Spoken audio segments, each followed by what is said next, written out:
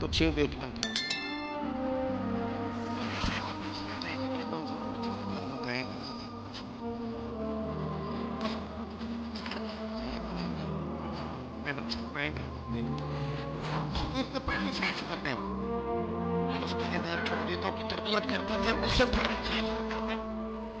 ایک ایسا ہی ہوتا تھا بڑے بڑا سا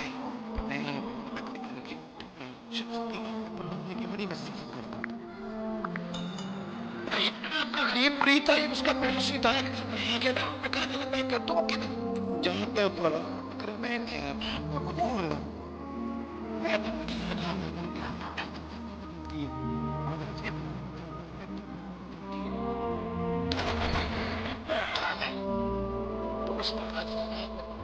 کو نہیں جا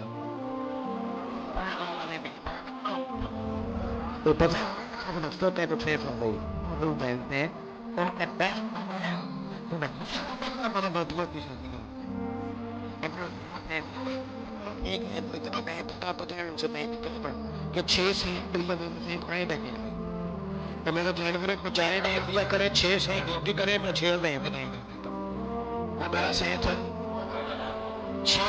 میرا ڈرائیور کو چاہے نہیں رکھتا چاہے نہیں اس میں سے نہیں اب تو میں بنا لیتے تو پھر بات ہے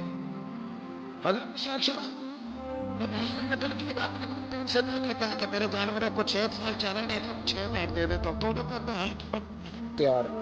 اس نے جب یہ بات کی تو مرید نے ناراض ہو گیا, وہ لڑائی ہو گئی, گریبان پکڑ لیا, جھگڑا ہوا, بات بڑی دور گئی. اس طرح کی بات کرتا میرے حضرت کے بارے میں, تیرے جیسے کئی میں وہاں کام پہ رکھا دوں. جب وہ بڑی بحث ہوئی, بات محلے میں علاقے میں پھیل گئی, دنیا نے سن لی تو شیخ شرف الدین تک بھی پہنچ گئی. اس طرح جھگڑا ہوا ہے. لوگ سو گئے عشاء کی نماز کے بعد. حضرت صاحب نے نا سر پہ کپڑا لیا, اس عیسائی کے دروازے پہ دستک دی. وہ باہر آیا, فرمانے لگے لوگ تو سوچ سمجھ کے ملازم رکھتے ہیں, تو نے بھی تو سوچ ہی لیا ہوگا تبھی تو مجھے آفر کی ہے. تو اپنی آفر پہ قائم ہے؟ واقعی مجھے رکھ لے گا اور 6000 دینار دے دے گا؟ کہنے لگا جا بابا کام کر اپنا. فرمایا نہیں, تو نے اتنے لوگوں میں بات کی, اتنی بحث ہوئی, تو قائم ہے؟ کہنے لگا میں تو قائم ہوں پر آپ نے نہیں قائم رہنا. فرمایا میں سوچ سمجھ کے آیا ہوں. اس نے کہا آپ ڈیوٹی کریں گے, بحثوں کو چارہ ڈالیں گے؟ فرمایا ایک شرط, بس جب اذان ہو جائے نا تو مجھے رب کی نماز پڑھنے کی اجازت دے دینا, باقی صبح و شام جو تو کہے گا. اگر اس غریب کی بیٹیاں بیائی جائیں تو مجھے اور کیا چاہیے؟ اس کی 6 بیٹیوں کا بوجھ ہے اس کے سر پہ, تو مجھے رکھ لے. اللہ اکبر. وہ کہنے لگا چلے پہ میرے ساتھ خط بندگی کر لیں. آج کل ہم اسٹام کرتے ہیں, اس زمانے میں خط بندگی ہوتا تھا, غلامی کا خط. قاضی شہر کے پاس, یعنی اس کا خیال تھا کہ چلو اسٹام کی بات کروں گا تو بھاگ جائیں گے. فرمایا چل میں تیار ہوں. قاضی تک گئے, طے ہو گیا, 6000 دینار دے دیے. حضرت نے مرید کو بلایا, فرمایا پتر یہ لے جا, جا میری بیٹیوں کو روانہ کر دے. کہنے لگا حضور یہ کیا کر رہے ہو آپ, کچھ سوچیں. فرمایا یار جب تجھے بیٹا بنا لیا تو پھر میری پوتیاں تو لگتی ہیں نا, میرا حق تو بنتا ہے نا. جا کے ڈیوٹی کر, ان کو بیاہ دے. بات پھیل گئی. بادشاہ بھی عقیدت مند تھا, وہ 12000 دینار لے کے پہنچا. کیا بتاؤں ان رب کے بندوں کا دل کیسا ہوتا ہے, کیا درد ہوتا ہے, کیا رنگ. 12000 دینار لے کے بادشاہ آیا اور آ کے حضرت کو پیش کیے کہ حضور آپ دیں اس عیسائی کو, ڈبل دیں اور جائیں کام کریں.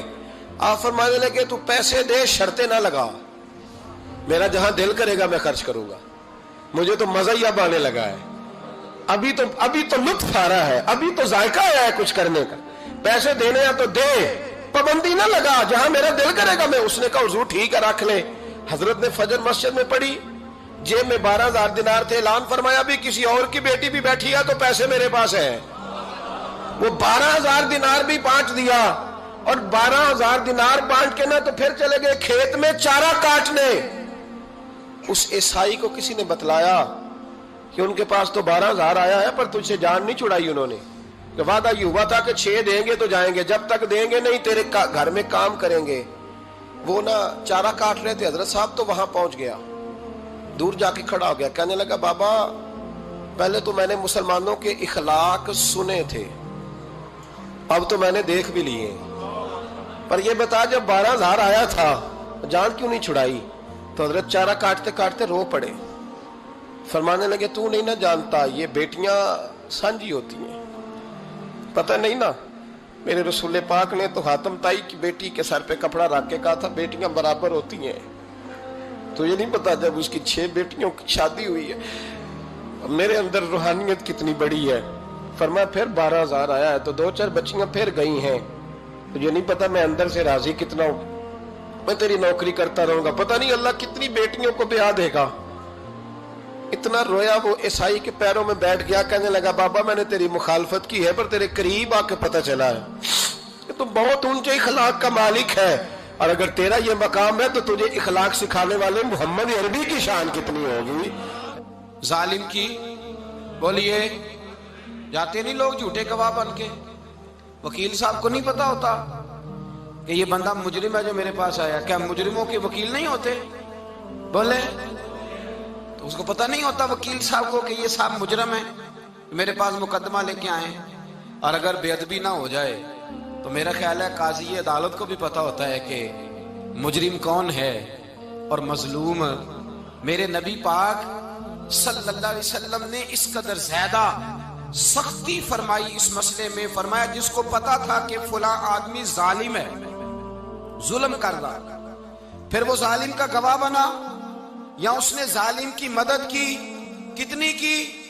شارحین لکھتے ہیں چاہے اس نے ایک جملہ بول کے کی, چاہے ایک, سارے بولیے, چاہے ایک غریب کو اس نے ظلم کیا تو کہتے ہیں علاج یہ سی, چاہے ایک جملہ بول کے کی. شارحین اس حدیث کی شرح میں لکھتے ہیں ایک جملہ بول کے چاہے مدد کی.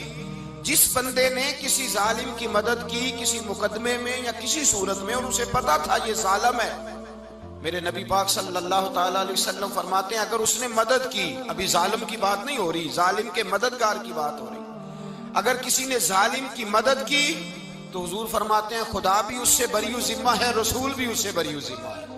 سنبھال کے رکھے اپنی نمازیں, قربانیاں, حج, زکوٰۃ سنبھال کے رکھے. اگر ظالموں کا مددگار ہے, الیکشن آ لینے دے, آپ کو نظر آ جائے گا کون کون ظالموں کا مددگار ہے, نظر آ جائے گا. اپنی جیب سے لوگ پیسے دے کے ظالموں کی مدد کریں گے, ان کے فلیکس چھپوائیں گے, بورڈ لگوائیں گے, جیبوں سے پیسے دے کے. ہم نے خود آگ لگائی ہے چمن میں اپنے, بے سبب گردشی ایام کو الزام نہ دو. ہم نے خود نور کا ظلمت سے کیا ہے سودا, کر کے توہین سحر شام کو الزام نہ دو. ظالموں کے مددگار میدان میں آ گئے, یہ چھوٹا لفظ نہیں. میرے حبیب پاک صلی اللہ علیہ وسلم نے فرمایا جو ظالم کا مددگار ہے سن لے جو سجن کے ساتھ کچہری جاتا ہے, وہ یاد رکھے جو دوست کا گواہ بنتا ہے, وہ یاد رکھے جو کہتا ہے میں مانگی گیا تھا, مجھے بلایا گیا تھا قبضہ چھڑانے کے لیے کسی غریب بیوہ کی جائیداد پہ, کب وہ سن لے تو مدد کر کے نہیں آیا, تو خدا کے ذمے سے نکل گیا ہے. رسول پاک نے فرمایا تیرا میرا تعلق ختم ہو گیا, تو ظالم کا مددگار ہو گیا. پھر تو کہتا میں بے چین ہوں, میں بے قرار ہوں, میں آزمائش کا شکار ہوں. پلٹ کے دیکھ تو صحیح تیرا گناہ کتنا بڑا ہے. میرے نبی پاک صلی اللہ علیہ وسلم کا ایک اور فرمان سن لیں, ابن ماجہ ابو داؤد میں موجود ہے. اس حدیث کو آپ نے یاد کر لینا ہے, کر لیں گے انشاءاللہ, سارے کہیے انشاءاللہ کر لیں گے یاد. حضور صلی اللہ علیہ وسلم نے فرمایا اگر تو ظالم کی مدد کرے گا نا, یہ لفظ دل کی تختی پہ لکھ لینا, یہ مکافات عمل ہے, مکافات عمل دنیا, ادھر کرو گے تو ادھر بھرو گے.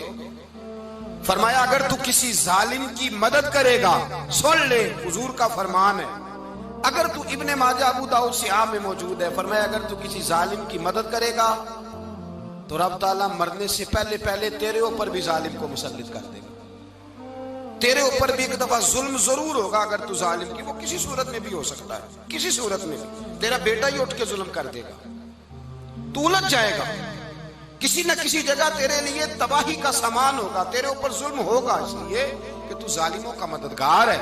چاہیے یہ تھا کہ تو مظلوم کی مدد کرتا, انسانی ایمانی یقین کا فریضہ سر انجام دیتا, تو ظالموں کا مددگار ہو گیا. ٹٹول کے دیکھ لیں, رزلٹ نکال کے دیکھ لیں, ہمارے زمانے میں ظالموں کے مددگار زیادہ ہیں. اتنی لمبی زبانیں نکال کے ظالموں کی مدد کرتے ہیں. بڑے بڑے کالم نویس اللہ نے انہیں قدرت دی لکھنے کی, تو اپنا قلم ظالموں کی مدد میں خرچ کرتے ہیں. وہ لوگ جن کو اللہ تبارک و تعالیٰ نے قدرت دی، ہمت دی، طاقت دی، کچھ لوگ ان کے حلقہ احباب میں وہ اپنے لوگوں کو استعمال کر کے ظالموں کی مدد کرتے ہیں، ظالموں کی مدد کرتے ہیں. میرے نبی کریم سید عالم نور مجسم صلی اللہ علیہ وسلم نے فرمایا اگر تو نے ظالم کی مدد کی تو جب تک تو توبہ نہیں کرے گا رب تجھ سے ناراض ہی رہے گا. اللہ تجھ سے، او بھائی جس سے رب بھی ناراض ہو گیا، نہ کھانا نہ پینا نہ سونا نہ جاگنا نہ نیند، پھر تیری ہر چیز تیرے لیے آزمائش ہو جائے گی، پھر تیرا سایہ بھی تیرے لیے خوف کا سامان بنے گا، پھر زندگی جیتی جاگتی لاش بن جائے گی، تو اپنے کندھوں پر اپنی میت اٹھائے پھرے گا جب تو ظالم کا مددگار ہوگا. اور نبی پاک صلی اللہ علیہ وسلم نے فرمایا ظالموں کا مددگار بھی ظالم ہوتا ہے. ظالموں کا مددگار بھی، سارے بولے ظالموں کا مددگار بھی نہیں، کو نہیں، آپ سارے نہیں بولے، ایک دفعہ بولے ظالموں کا مددگار بھی. پکی بات ہے، ظالموں کا مددگار بھی. اللہ اکبر. جس کا یارانہ ہو، جس کا دوستانہ ہو، جو کہے میں نے نا اس کو اوکھے ویلے کے لیے ظالم کو یاد رکھا ہوا ہے. کبھی مشکل میں رکھے نہیں ہوئے لوگوں نے ظالم دوست؟ کہتے میں نے رکھے ہوئے ہیں، بلکہ ہمارے دیہات میں تو کہتے ہیں میں نے بازو بنائے ہوئے ہیں. کس کو بازو بنا لیا؟ ظالم بھی کبھی بازو ہوتا ہے. جو ظلم کی تلوار لیے میدان میں کھڑا ہے، قارون، حامان، فرعون، نمرود کا حال نہیں لوگوں نے دیکھا؟ اپنے زمانے میں آپ نے کتنے لوگ نہیں دیکھے جن کے سائے سے، آواز سے لوگ کانپتے تھے؟ پھر پولیس کی گاڑیوں میں وہ اس طرح مردہ پڑے کہ دنیا نے تماشا دیکھا ان کا. یہ رنگ ہم نے دیکھے نہیں اپنے آنکھوں سے. فرمایا ظالم کا مددگار بھی، جو کار میں بٹھا کے لے کے گیا وہ بھی ظالم، جس نے چائے پلائی وہ بھی، جس شخص نے کھانا کھلایا وہ بھی، جو کچہری تک ساتھ گیا وہ بھی، جس نے فلیکس کے نیچے، بڑے شرابی کے نیچے چھوٹی اپنی فوٹو لگائی وہ بھی، جو ووٹ کی پرچی ڈالنے گیا وہ بھی. کہہ دینا باہر نکل کے کہ حضرت صاحب نے سیاسی تقریر کی ہے، کہہ دینا، پر بات تو سچی ہے نا. خوگرے حمد سے تھوڑا سا گلا بھی سن لے، خوگرے حمد سے تھوڑا سا بھی گلا. امام مالک کے پاس ایک بندہ آیا، اس نے کہا حضور میں درزی ہوں، ایک ظالم بادشاہ مجھ سے کپڑے سلواتا ہے، میں تو ظالموں کا مددگار نہیں نا. ایک ظالم بادشاہ مجھ سے، حضور میں تو مددگار نہیں نا ظالموں کا. جو فرمایا ظالموں کا مددگار بھی ظالم ہوتا ہے، تو کپڑے لے کے آتا ہے میں سی کے دے دیتا ہوں، ذمہ داری نہیں. یہ ایک آدمی دکاندار ہے، اس سے کوئی بندہ چیز خریدنے آئے گا تو تھوڑی کہے گا میں نے نہیں دینی، تو دے گا. کوئی بندہ اگر کسی شخص سے کوئی کام کہتا ہے جو اس کی فیلڈ ہے، اس کا شعبہ ہے، اس کا معاش کا وہ سلسلہ ہے، کہتے ہیں یا رسول اللہ صلی اللہ علیہ وسلم ظالموں کا مددگار بھی ظالم، حضور نے فرما دیا. تو امام مالک سے بندے نے مسئلہ پوچھا، دل کی تختی پہ لکھنے والی باتیں ہیں. کہا حضور میں درزی ہوں، ظالم کپڑے سلواتے ہیں، میں تو مددگار نہیں نا. امام صاحب کہنے لگے نہیں، مددگار تو وہ ہوگا جو تجھے سوئی دھاگا فراہم کرے گا. تو پورے کپڑے سی کے دیتا ہے، تو خود بہت بڑا ظالم ہے. تو پورے سوٹ سی کے دیتا ہے، تو بہت بڑا ظالم خود ہے. مددگار تو وہ ہوگا جو تجھے دھاگا دے گا، جو تجھے بٹن دے گا، جو تجھے نلکی دے گا. جو ظالم سے اتنی نفرت ظلم کر کے بندہ ہے. یہاں تو ہمارے زمانے میں ہیرو بن جاتے ہیں لوگ، ظالم ہیرو ہے، لوگ اس سے ڈرتے پھرتے ہیں، گھومتے پھرتے ہیں، اور بہت سارے کم مزاج لوگ اس کے پیچھے ہاتھ باندھ کے پھرتے ہیں. ظالموں کی مدد کرنا، ظالموں کے ساتھ رہنا، یہ ظلم ہے، ظلم، یہ زیادتی ہے. میرے نبی پاک صلی اللہ تعالی علیہ وآلہ وسلم نے ارشاد فرمایا یاد رکھو، رب فرماتا ہے میں مظلوم کی مدد ضرور کروں گا، چاہے جلدی کروں چاہے دیر سے کروں، میں مظلوم کی مدد.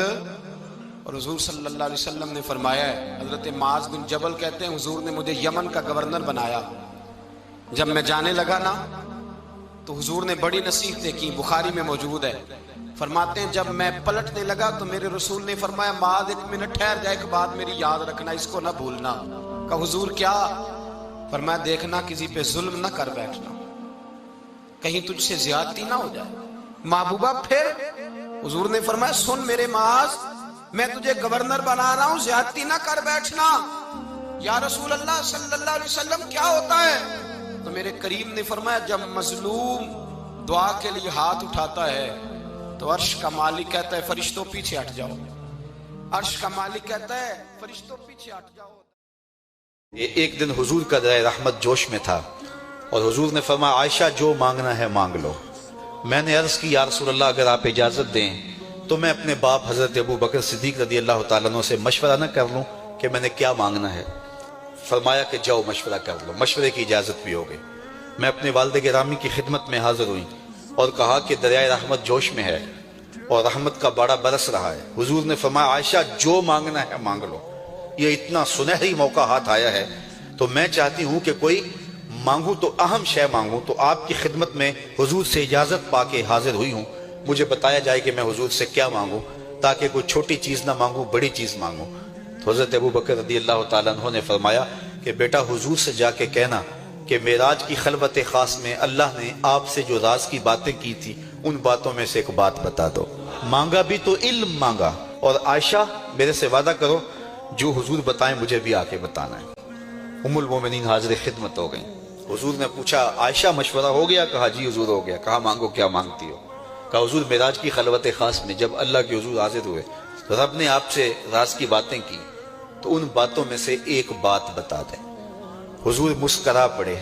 اس بات پہ مسکرائے ہوں گے میرے یار غار کا انتخاب کیسا ہے، یا اس بات پہ مسکرائے ہوں گے کہ راز کی بات بتا دوں تو راز راز نہ رہا، لیکن وعدہ کیا تھا۔ کہا عائشہ سنو، جب میں قرب خاص میں پہنچا تو میرے مالک نے مجھ سے راز کی جو باتیں کی ان میں سے ایک بات یہ تھی، محبوب تیری امت میں سے کوئی شخص کسی شخص کا ٹوٹا ہوا دل جوڑ دے تو میرے اوپر لازم ہے بغیر حساب کے جنت عطا کروں۔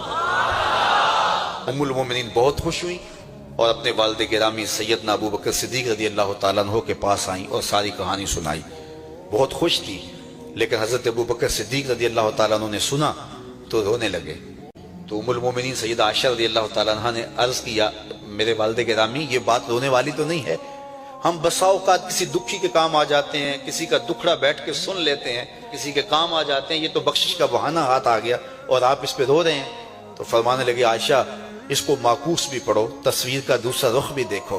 اگر کوئی شخص کسی کا ٹوٹا ہوا دل جوڑ دے تو بغیر حساب کے جنت میں جائے گا، اس کا دوسرا رخ یہ ہے اگر کوئی کسی کا دل توڑ بیٹھے تو سیدھا جہنم میں جائے گا۔ میں اس بات پہ رو رہا ہوں کہ ہم سے کسی کا دل نہ ٹوٹ گیا ہو، کسی کے دل شکستگی کا سامان نہ کریں۔ ٹوٹے ہوئے دل جوڑ سکیں تو ضرور جوڑیں، اور کسی کا دل توڑنے سے ہم گریز کریں اور اپنی زندگی کو ایک خوبصورت پیرائے کے اندر گزارنے کا ارادہ کریں۔ عمر شہید ہوئے، مسجد نبوی میں نماز پڑھاتے، اور جب جنازہ اٹھا تو مدینے کا پھر پیچھے جو دلیر بچے وہ مولا علی تھے۔ مولا علی جناب عمر کا جنازہ اٹھا تو سب سے پہلی ہائے جو نکلی وہ حضرت علی کی زبان سے نکلی، اور حضرت علی کی ساری داڑھی آنسوؤں سے بھر گئی۔ لوگوں نے کہا کہ علی کیا ہوا؟ فرمانے لگے تم دیکھ نہیں رہے جنازہ کس کا اٹھا ہے، پلٹ کے دیکھو تو صحیح، تمہیں پتہ نہیں یہ کون گیا ہے؟ کہ حضور کیا ہوا؟ اب فرمانے لگے عمر اس طرح کے کام کر کے گیا ہے، اب ان کے رستوں پہ کون چلے گا؟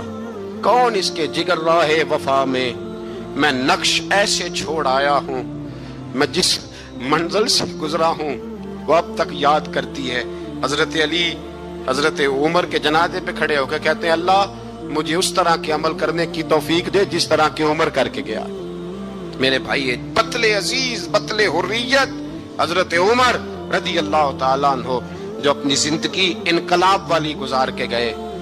عمر جب دنیا سے گئے تو 80 دینار کا قرضہ تھا، 22 لاکھ مربع میل کا حکمران، اور اپنے بیٹے سے کہنے لگے بیٹے کوشش کرنا تیرے خاندان والے مل کے میرا قرضہ اتار دے، میری قبر پہ بوجھ نہ رہے، اور اگر خاندان والے مدد نہ کریں تو میرے دوستوں سے بات کرنا، وہ مدد نہ کریں تو پھر علی سے بات کرنا۔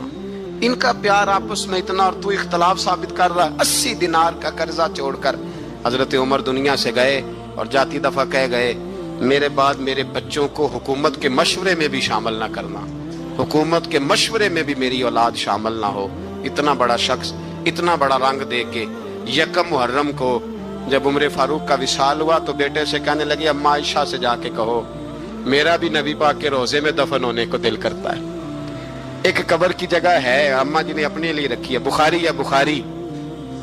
حضرت عائشہ کے پاس صاحبزادے گئے، کہنے لگے اماں جی عمر کو زخم لگ گیا ہے، حالت بڑی پریشانی والی ہے۔ وہ کہتے ہیں اگر اماں اجازت دے सैयद आयशा रो पड़ी, फरमाने लगी कि वो अपनी कब्र की जगह तो नहीं ना किसी को देता, पर उमर ने कमाल ही बड़ा किया। उसे कहो जाओ गुंबद खजरा में कयामत तक जो मुस्तफ़ा पे और अबू बकर पे सलाम पड़ेगा वो तुझ पे भी सलाम पढ़ के जाएगा। जाओ, मैंने जगह दी। आला हजरत फाजिल बरेलवी रहमतुल्लाह अलैह फरमाते हैं, वो उमर जिसके आदा पे शैदा शकर, उस खुदा दोस्त हजरत पे लाखों सलाम। उस खुदा दोस्त हजरत पे आप यकीन करें, मिंबर पे बैठा हूँ, हजरत उमर का जब नाम लेता हूँ तो मेरे वजूद के रोंगटे खड़े हो जाते हैं। हजरत उमर की जिंदगी जब पढ़ता हूँ तो लगता है खुदाया ऐसे शख्स भी दुनिया में आए, ऐसे लोग भी दुनिया में होकर गुजरे, ऐसा शख्स भी आया जिसने दुनिया सारी इस्लाम की गर्दीदा कर दी, और वक्त आया तो चरवाहों से माफियां मांग मांग के कहा कि देखना उमर के बारे में दिल में बात कोई ना रखना। इसीलिए कुरान ने कहा इन्नल्लज़ीना आमनू व अमिलुस्सालिहात उलाइका हुम खैरुल बरिया, फरमाया जो ईमान लाने के बाद अच्छे अमल करे सबसे बेहतर वही।